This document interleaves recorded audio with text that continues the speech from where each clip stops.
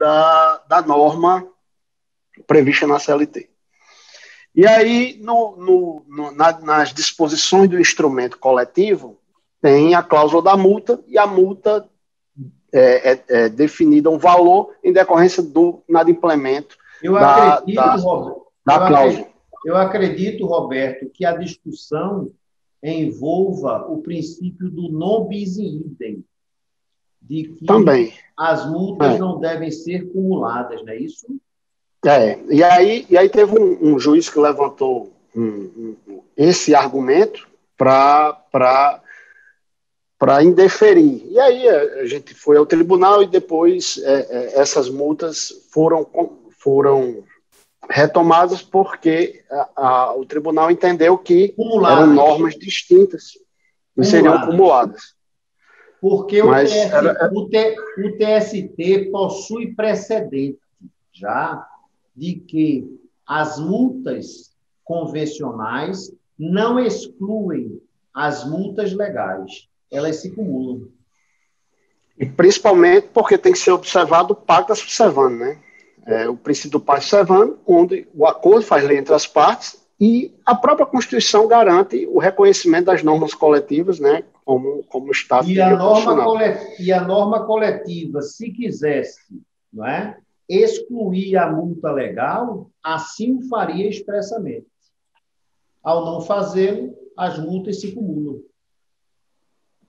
Pegando um gancho nessa questão da multa, né, nós temos alguns instrumentos aqui que eles definem uma multa num valor, muitas vezes, assim, de caráter até exorbitante. Né? Eu já tive caso de ver multa estabelecendo multa de R$5 mil. Cláusula, e aí, cláusula draconiana. E aí, quando a gente está pelo trabalhador, a defesa nossa é que foi pactuado livremente entre as partes, ambas as partes concordaram com o pacto, então devem respeitar o instrumento em sua integralidade. Só que aí eu tenho visto que alguns magistrados eles têm entendido pela limitação ao objeto principal, né? Porque eles entendem que, ainda que devidamente pactuado... Aplicando o Código Civil. E aí eles têm aplicado o Código Civil. O Código Civil, de que a multa não pode superar o valor principal. Exato. Que princípio é esse que o juiz usa? É o princípio da razoabilidade, o princípio da proporcionalidade e o princípio da equidade, interpretando uma norma. Vocês precisam compreender que não existe princípio absoluto do direito. Nem mesmo, Roberto, o pacta sunt servanda. Viu? Qualquer regra, seja consuetudinária, costumeira, seja legal, ela é passível de interpretação. E o juiz é livre para, diante de uma decisão fundamentada, alterar, sim, a letra da norma, costumeira ou legal.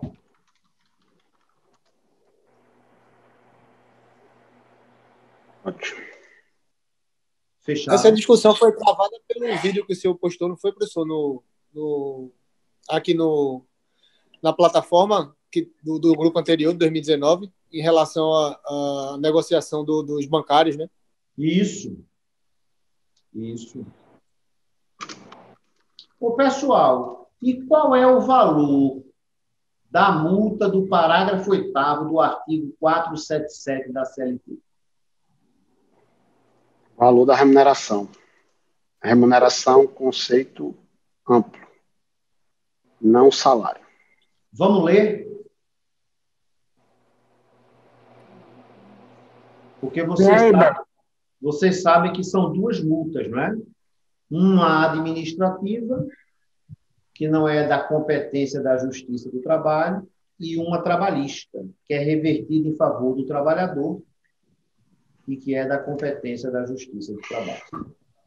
A inobservância do disposto no parágrafo 6º deste artigo sujeitará o infrator a multa de 160 BTN por trabalhador, bem assim o pagamento da multa a favor do empregado em valor equivalente ao seu salário, devidamente corrigido pelo índice de variação do BTN, salvo quando comprovadamente o trabalhador der causa mora. Eu acho que essa redação, inclusive, ela está atrasada, está sem a reforma trabalhista. É uma redação antiga. Mas a redação em relação ao salário continua a mesma. A base de cálculo da multa do parágrafo 8º do artigo 477 da CLT é o salário.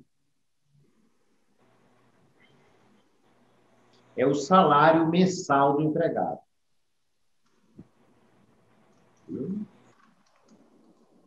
Se ele recebe salário de R$ 1.500, média de comissões de R$ 500, média de gorjetas de R$ 800 e uma gratificação pelo exercício de função de R$ 1.000, Gustavo Cisneros aplicará a multa no valor de R$ 1.500, salário base. Porque norma punitiva atrai interpretação restritiva e não ampliativa. É uma boa discussão. É uma boa discussão. Você que advoga para a empresa, quando você for contestar essa multa, você sabe que depois de você contestar, você pede pinico, usando o princípio da eventualidade, que geralmente você começa com aquela frescura de por extrema cautela e amor ao debate, caso Vossa Excelência entenda devida a multa, que ela fique restrita ao valor de tanto que é o salário básico do empregado. Aí você lança a regra de hermenêutica. Já que se trata de norma punitiva, deve ser interpretada restritivamente. E o legislador foi claro, como diz Arnaldo César Coelho, ao dizer que o cálculo deve ser feito sobre o salário base. Fechado? Fechado. E você, advogado do reclamante, pode pedir sobre o salário total. Nós vamos estudar ao longo do curso, presta atenção no que eu vou falar. Estão prestando? Sim. Sim. Que o ônus da sucumbência para fins de custas e honorários advocatícios, ele não decorre do valor do pedido, e sim da pretensão. Se o reclamante disser que o valor da multa do parágrafo 8º do artigo 477 da CLT é de 10.000, e o juiz julgar procedente o pedido de aplicação da multa no valor de 1.500, não haverá sucumbência recíproca para fins de distribuição do ônus da sucumbência. Porque a pretensão, quem venceu foi o trabalhador. O valor do pedido, ele não é ou não serve de baliza para fins de cálculo, para fins de distribuição do ônus da sucumbência. Isso é antigo no STJ. Está na súmula 326. Quem quiser depois dar uma olhada. A súmula 326 do STJ, que fala da indenização por dano moral, por dano existencial, por dano estético, por dano à imagem. É aquela indenização que deriva da violação aos direitos da personalidade, seja da pessoa física, seja da pessoa jurídica. E o STJ diz que o fato de o autor da ação pedir 1 milhão de indenização por dano moral, o juiz reconheceu o dano moral e fixou a indenização em 10.000, ambos podem recorrer A empresa vai recorrer para tentar afastar a condenação, o autor vai recorrer, o reclamante vai recorrer para tentar majorar, aumentar o valor da indenização, mas essa sucumbência recíproca recursal, ela não se estende para o ônus sucumbencial. Esse ônus será exclusivamente do réu, porque ele foi condenado a pagar uma indenização por dano moral, porque o juiz reconheceu que ele provocou o dano moral sobre o reclamante. Fechado? Perfeito. Não, concordo e sigo essa mesma linha de pensamento já desde a reforma trabalhista, grupos de debate, enfim. Porém, no Rio Grande do Norte, o tribunal aqui entende que nós temos duas turmas, né? Alguns desembargadores entendem que é pelo valor e outros entendem que é pelo pedido. Claro que a grande maioria entende pelo pedido, mas infelizmente a gente está nessa luta árdua.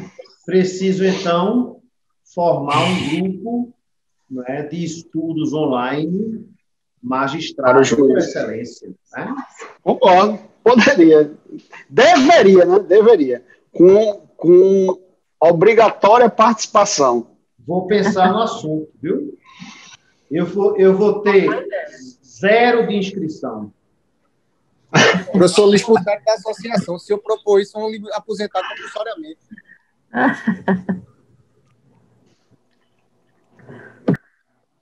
Infelizmente, no Rio Grande do Norte, a gente tem essas pérolas aqui. Ô, Roberto. Ô, Diogo.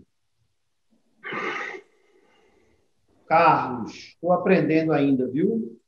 O nome de vocês.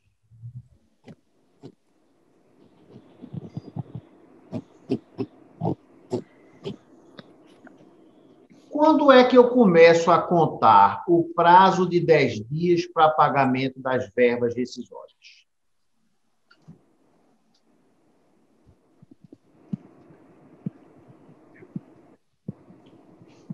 O prazo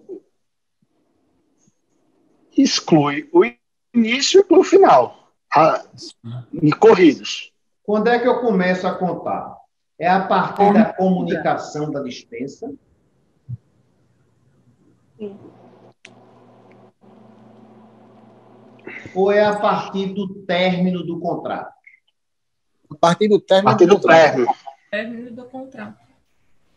Foi uma mudança significativa trazida pela reforma trabalhista. O parágrafo 6º do artigo 477 da CLT, ele passou a dizer o seguinte, que o empregador,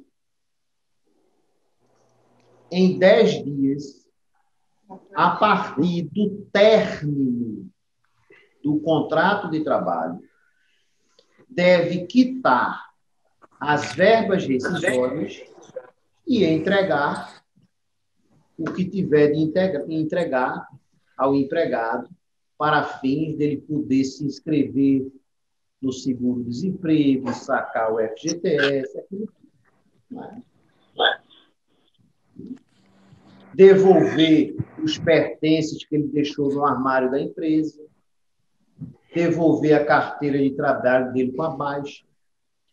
Então, raciocine comigo. O fato gerador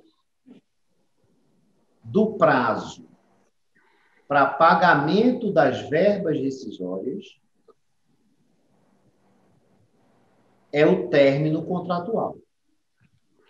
E o término contratual, não sei se vocês concordam, ele só ocorre depois de transcorrido o prazo do aviso prévio, trabalhado ou indenizado.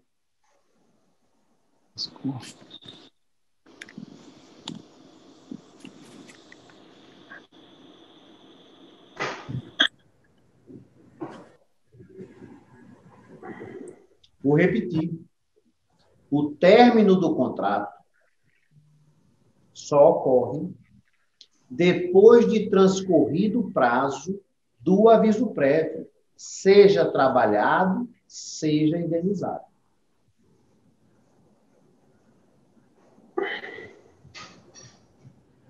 Se eu tenho um empregado, raciocine comigo, que tem 25 anos de empresa e eu dispenso sem justa causa, é certo eu dizer que a empresa terá 100, com C, 100 dias para pagar as verbas rescisórias?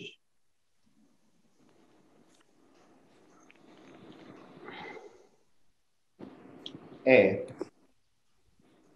90 do aviso prévio, mais 10. Eu só vou contar depois dos 90.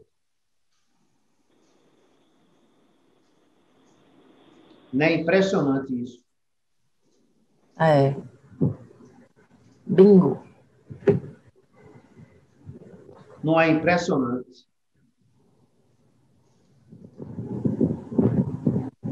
Então, nesse caso aqui, até esse ponto deveria ser levado em consideração. Porque eu propositalmente coloquei comunicação da dispensa.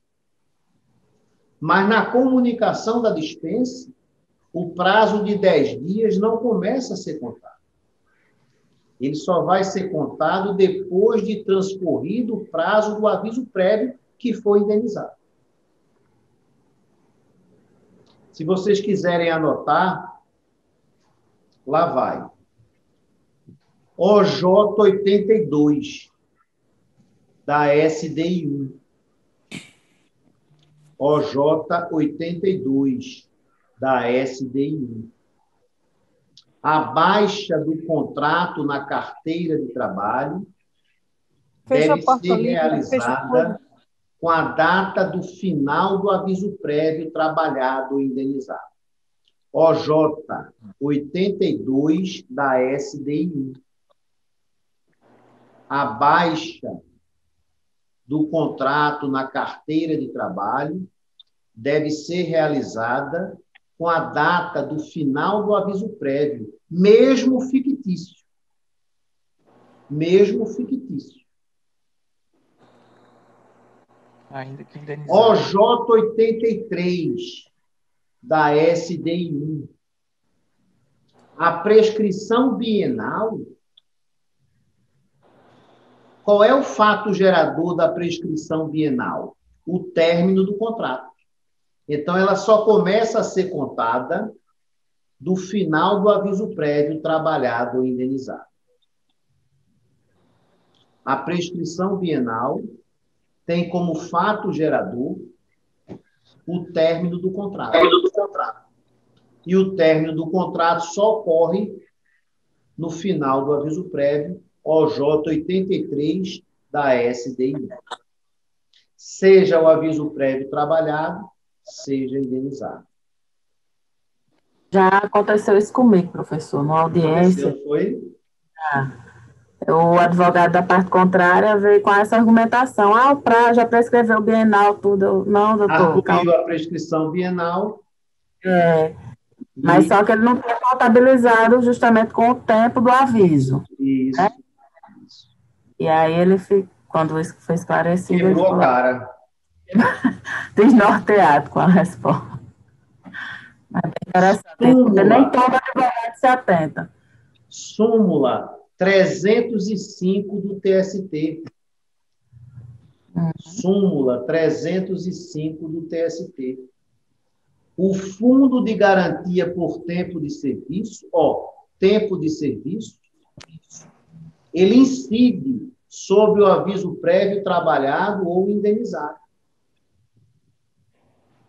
Significa dizer que o aviso prévio trabalhado ou indenizado, ele é computado como tempo de serviço.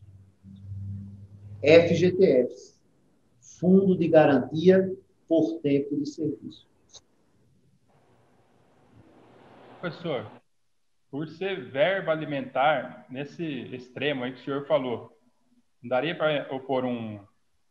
José, fala mais alto. Ah, tá. Tá me ouvindo agora? Agora. Por ser verba alimentar, por exemplo, nesse exemplo extremo aí que o senhor deu de 100 dias, né? Não poderia ser argumentado que, por exemplo, o trabalhador vai ficar sem... Se ele não vai estar recebendo, vamos supor que seja indenizado. Se ele não vai estar... A liberação dos documentos também para dar entrada no seguro-desemprego, fundo de garantia também é esse prazo. Por ser verba alimentar, não poderia ter uma José. Aplicação de um princípio. José, a empresa informando a rescisão no CAGED, né, e entregando a carteira de trabalho com a baixa, o parágrafo 10 do artigo 477 da CLT, que precisa ser observado pela Caixa Econômica Federal e pela Secretaria do Trabalho e Emprego, antigo Ministério do Trabalho, o parágrafo 10 do artigo 477 da CLT, diz que a mera exibição da carteira de trabalho com a baixa já serve para o empregado sacar o FGTS e receber o seguro-desemprego se as informações tiverem sido prestadas pelo empregador. E em relação ao caráter alimentar da verba, infelizmente, eu não vou poder usar da natureza da verba trabalhista para diminuir um prazo legalmente fixado. Porque pau que dá em Chico, dá em Francisco. Eu não posso prorrogar um prazo legal, nem posso diminuir um prazo legal, porque ele é peremptório, cogente, de ordem pública. Caberia, então, ao sindicato, José, da categoria, procurar suavizar essa norma que eu considero monstruosa, teratológica. Viu? Mas, infelizmente, o nosso Congresso a aprovou dessa forma.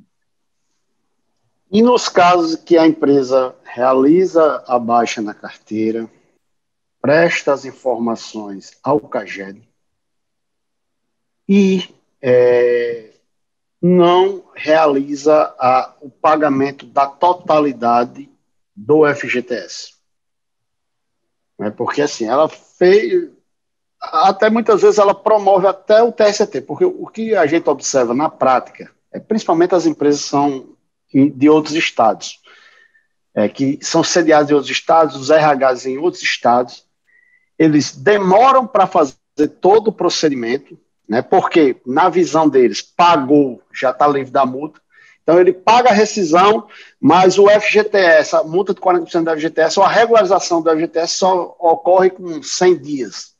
Mas ele fez, ele pagou nos 10 dias, deu baixa na carteira nos 10 dias, informou no CAGED, que agora, na verdade, acabou o CAGED, agora são as escriturações contábeis do E-Social, mas fez tudo. E quando a gente consulta a CTPS digital, tem lá a baixa direitinho, mas quando a gente consulta o extrato analítico do FGTS, não está a totalidade das competências. Esse empregado, ele deve... princípio do pior é nada. Sacar o que existe de FGTS, dar entrada no seguro-desemprego, porque a informação vai ter dispensa sem justa causa. Não há porquê, né, a Secretaria do Trabalho e Emprego exigir a multa de 40%, porque isso não está na lei do seguro-desemprego. Basta a dispensa sem justa causa, claro, e o atendimento àqueles requisitos temporais, né? E ele vai ter direito ao seguro-desemprego. E aí ele vai ter que acionar na Justiça do Trabalho o ex-empregador para receber as diferenças do FGTS e a multa de 40%. Além disso, claro, a multa do parágrafo 8º do 477 da CLT, porque as verbas rescisórias não foram quitadas em sua totalidade, e a multa do 467 se essas verbas não forem quitadas na primeira audiência.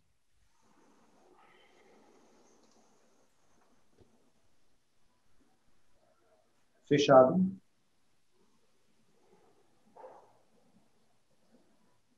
Gostaram da aula? Bom, adoramos. É bom refletir. Arretada. Bom demais. É bom Show, mestre. Show de bola. Interpretar.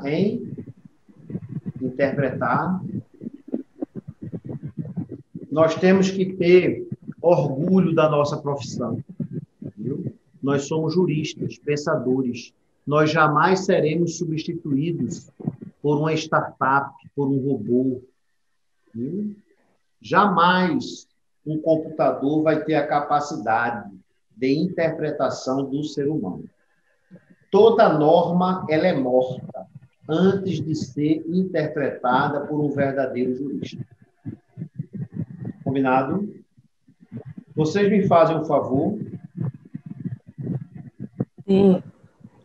Claro. Divulguem aos amigos que gostaram da aula. Com certeza, mestre. Divulguem.